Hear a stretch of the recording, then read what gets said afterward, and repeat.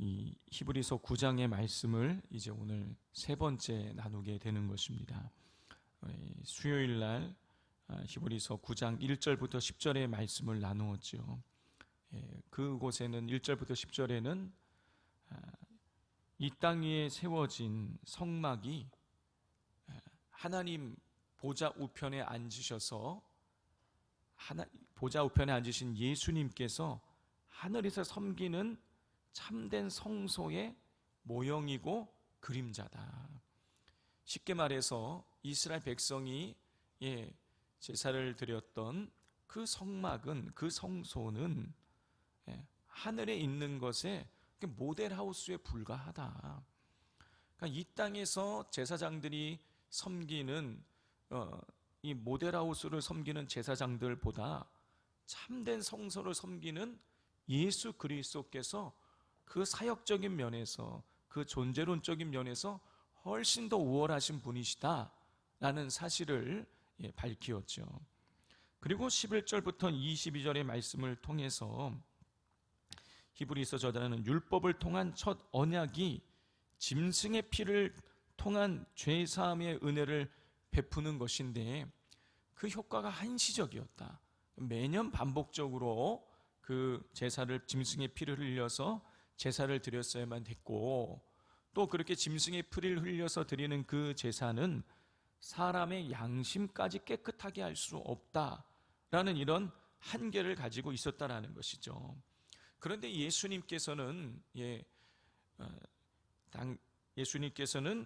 이 십자가에서 피를 흘려 죽으심으로 인간의 모든 죄를 영원히 사하시고, 그리고 인간의 양심까지, 영까지 깨끗하게 하셨다라는 면에서 예수님께서 참된 영원한 대제사장이 되시는 분이시다라는 사실을 강조했습니다.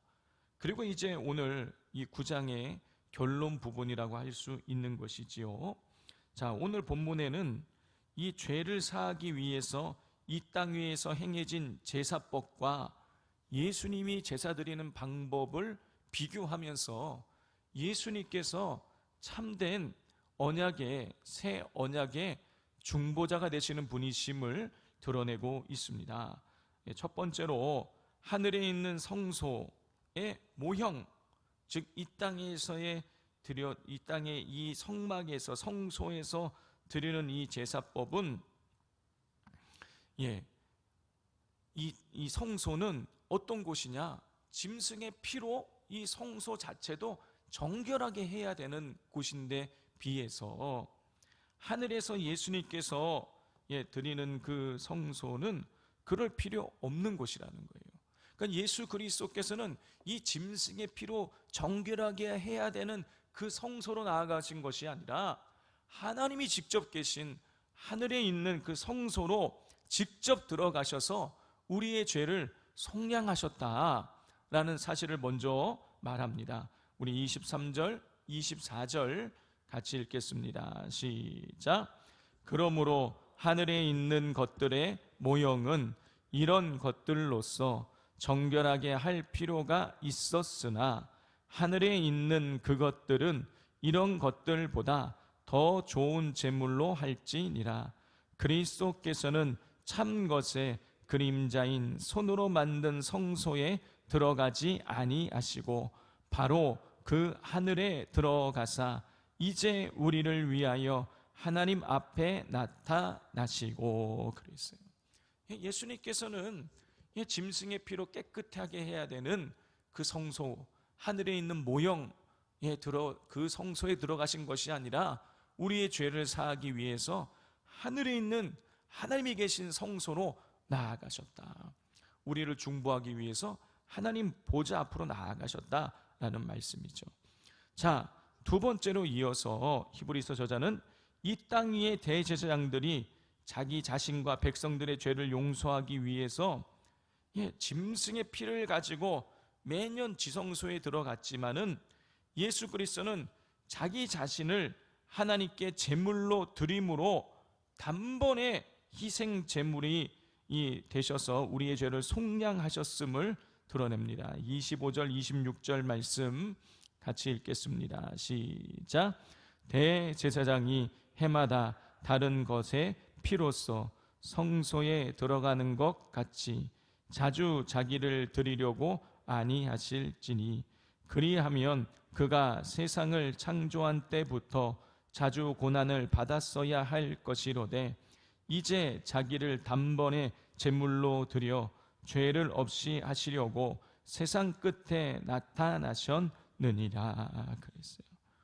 자, 이렇게 이 히브리서 오늘 23절부터 이 28절까지의 말씀은 앞서 나온 1절부터 22절의 내용의 이 종합이라고 할 수 있는 것입니다. 결론 부분이라고 할 수 있는 거예요.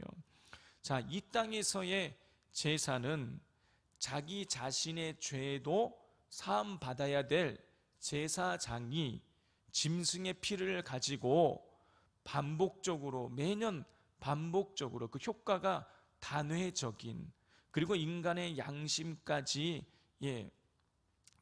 깨끗하게 할 수 없는 그런 제사를 드리는 것에 비해서 예수님께서는 참된 성소, 하늘에 있는 성소에 하나님 보좌 앞으로 직접 나아가셔서 당신의 피로 그 제사를 드림으로 말미암아 이 효과가 영원한 참된 제사를 하나님께 드리고 그럼으로써 인간의 양심까지도 깨끗하게 하는 그런 제사를 하나님께 드리셨다. 그러니 예수님께서 참된 대제사장이 되시는 분이시고 예수님만이 하나님과 우리 인간 사이에 참된 중보자가 되시는 분이시다라는 사실을 강조하고 있습니다. 그리고 마지막으로 예수님께서 자신을 기다리는 사람을 구원하기 위해서 다시 오실 것이다 라는 사실을 말합니다. 28절 말씀 같이 읽겠습니다. 시작. 이와 같이 그리스도도 많은 사람의 죄를 담당하시려고 단번에 들이신 바 되셨고 구원에 이르게 하기 위하여 죄와 상관없이 자기를 바라는 자들에게 두 번째 나타나시리라 그랬어요. 성도 여러분, 이 9장의 내용을 같이 우리가 이제 전반적으로 다시 한번 복습을 했는데 이 9장의 내용을 들으시면서 어떤 생각을 하시게 되셨습니까? 저는 이 9장의 내용을 읽으면서 우리의 힘으로는 구원받을 수 없는 것이구나, 인간의 의로는 구원에 이를 수 없는 것이구나 라는 사실을 깨닫게 됩니다. 그렇게 인간 대제사장들이 이 죄를 사하기 위해서 노력을 하지만은 이 양심도 영도 깨끗하게 못하고 계속해서 반복적으로 이 죄의 문제를 해결하지 못해서 매년 그리고 매번 죄를 지을 때마다 하나님께 나올 수밖에 없는데 예수 그리스도를 통해서는 단번에 피 흘리심을 통해서 인간을 구원하셨다라는 그 사실을 읽으면서 우리의 힘으로는 구원에 이를 수 없고 오직 예수 그리스도를 통해서만이 구원에 이를 수 있다라는 사실을 다시 한번 깨닫게 되는 것이죠. 그런데 어떻습니까? 우리가 조금 선하게 살면, 조금 착한 일을 하게 되면, 조금 신앙생활을 우리가 좀 열심히 하게 되면 내 의로 구원받을 수 있는 것 같은 거예요. 내가 아무런 조건 없이 나의 그냥 지금 이 상태로 예수님도 필요 없고 십자가의 은혜도 필요 없이 내가 마치 구원받을 만한 모든 선한 능력을 갖춘 것처럼 우리가 그렇게 착각을 하게 될 때가 있다는 것이죠. 그런데 그것이 아닌 것이죠. 우리의 힘으로는 구원받을 수 없습니다. 우리의 행으로는, 우리가 아무리 착한 일을 많이 한다고 할지라도 우리의 힘으로는 구원받을 수가 없습니다. 내가 착한 일 한 것보다 죄 지은 게 훨씬 많은 거예요.